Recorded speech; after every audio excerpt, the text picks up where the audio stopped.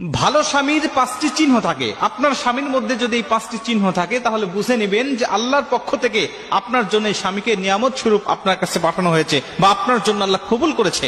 অতএব সময় থাকতে এই স্বামীর কদর আপনাকে করতে হবে।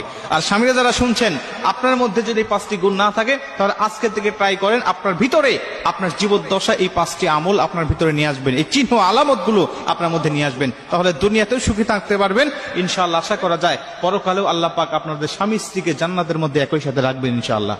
1 নম্বরে আল্লাহ রাসূল সাল্লাল্লাহু আলাইহি ওয়াসাল্লাম বলেন যে স্বামী যা খাবে স্ত্রীকে তা খাওয়াবে। স্বামী যে মানের খাবে স্ত্রীকে সেই মানের খাওয়াবে। অনেকে বলতে পারেন যে হুজুর আমি তো বিড়ি খাই, আমার স্ত্রীকে বিড়ি খাওয়াবো? না, এটা করা যাবে না। নিজেও খাবেন না, স্ত্রীকেও তো হারাম জিনিস খাওয়ানো যাবে না।